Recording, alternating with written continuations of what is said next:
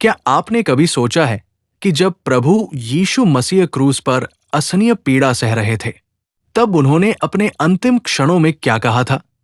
क्या वे अपने दर्द की शिकायत कर रहे थे? क्या वे अपने शत्रुओं को श्राप दे रहे थे? या वे संसार को ऐसा संदेश दे रहे थे जो आज भी हर इंसान के जीवन को बदल सकता है? क्रूस पर यीशु ने केवल 7 बार अपने मुख से वचन बोले।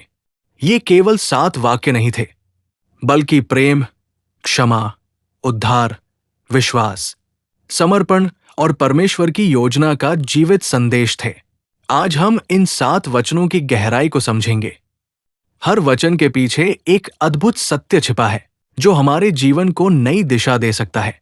अब आइए चलते हैं उस पहाड़ी की ओर जहां इतिहास का सबसे महान बलिदान दिया गया। गोलगोथा अर्थात खोपड़ी का स्थान। जब यीशु को पकड़कर महायाजकों और रोमी राज्यपाल के सामने लाया गया, तब उन पर झूठे आरोप लगाए गए, उन्हें कोड़े मारे गए, उनके सिर पर कांटों का मुकुट रखा गया, उनका उपहास किया गया और अंत में उन्हें अपना ही क्रूस उठाकर गोलगोथा तक ले जाना पड़ा। वहां उनके हाथों और पैरों में कीलें ठोंकी गई। उन्हें 2 अपराधियों के बीच क्रूस पर लटका दिया गया। चारों ओर लोग उनका मजाक उड़ा रहे थे। धार्मिक अगुवे कह रहे थे, यदि तू परमेश्वर का पुत्र है तो अपने आप को बचा। सैनिक उनके वस्त्र बांट रहे थे। भीड़ तमाशा देख रही थी। लेकिन उसी समय जब पूरी मानवता पाप में डूबी हुई थी, यीशु के मुख से पहला वचन निकला। पहला वचन, हे पिता, इन्हें क्षमा कर, क्योंकि ये नहीं जानते कि क्या कर रहे हैं। कल्पना कीजिए, कीले हाथों में धंसी हुई है, शरीर से लगातार रक्त बह रहा है, सांस लेना कठिन हो गया है। फिर भी यीशु अपने लिए कुछ नहीं मांगते। वे अपने शत्रुओं के लिए प्रार्थना करते हैं। उन्होंने ये नहीं कहा, हे पिता, इन्हें दंड दे। उन्होंने ये नहीं कहा, इनसे बदला ले। उन्होंने कहा, हे पिता, इन्हें क्षमा कर। यही यीशु का प्रेम है। यही सुसमाचार का हृदय है। उस समय सैनिक नहीं जानते थे कि वे किसे क्रूस पर चढ़ा रहे हैं। महायाजक अपने धार्मिक घमंड में अंधे हो चुके थे। भीड़ भी सच्चाई नहीं समझ पा रही थी। लेकिन यीशु सब जानते थे। फिर भी उन्होंने क्षमा चुनी। आज भी कितने लोग हमारा अपमान करते हैं, झूठ बोलते हैं, धोखा देते हैं, विश्वास तोड़ देते हैं। हमारे मन में बदला लेने की भावना आ जाती है। लेकिन यीशु हमें सिखाते हैं, क्षमा करना कमजोरी नहीं, बल्कि परमेश्वर जैसा बनने का मार्ग है। क्षमा का अर्थ ये नहीं कि जो हुआ वो सही था।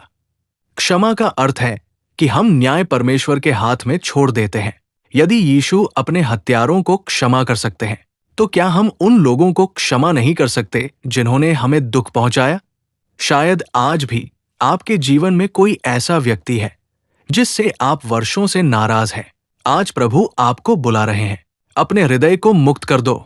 क्षमा सबसे पहले दूसरे व्यक्ति को नहीं, बल्कि आपको आजाद करती है। जब आप क्षमा करते हैं, तब आपके अंदर का बोझ हल्का हो जाता है।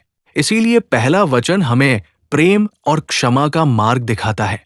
पहला वचन का जीवन संदेश। यदि आप वास्तव में यीशु के चेले हैं, तो आपके जीवन में क्षमा दिखाई देनी चाहिए। लोग आपके व्यवहार से पहचाने कि आप मसीह के अनुयायी हैं, क्योंकि जिसने हमें अनंत क्षमा दी, वो चाहता है कि हम भी दूसरों को क्षमा करें। दूसरा वचन, मैं तुझसे सच कहता हूं, आज ही तू मेरे साथ स्वर्गलोक में होगा। यीशु के दोनों ओर 2 अपराधी क्रूस पर लटके हुए थे। दोनों ने जीवन भर पाप किया था। दोनों मृत्यु के बहुत निकट थे, लेकिन दोनों की सोच अलग थी। पहला अपराधी यीशु का मजाक उड़ाता रहा। वो कहने लगा, यदि तू मसीह है तो अपने आप को और हमें भी बचा। लेकिन दूसरा अपराधी बदल गया। उसने अपने साथी को डांटा और कहा, हम तो अपने कर्मों का दंड पा रहे हैं, परंतु इस व्यक्ति ने कोई अपराध नहीं किया। फिर उसने यीशु से कहा, प्रभु, जब तू अपने राज्य में आए तो मुझे स्मरण रखना।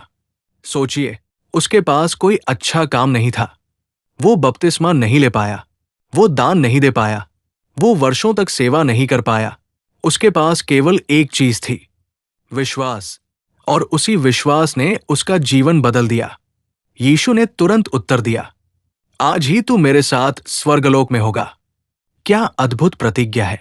ये हमें सिखाती है कि उद्धार अच्छे कामों से नहीं, बल्कि यीशु पर विश्वास से मिलता है। हाँ, सच्चा विश्वास अच्छे काम भी उत्पन्न करता है, लेकिन उद्धार का आधार परमेश्वर का अनुग्रह है।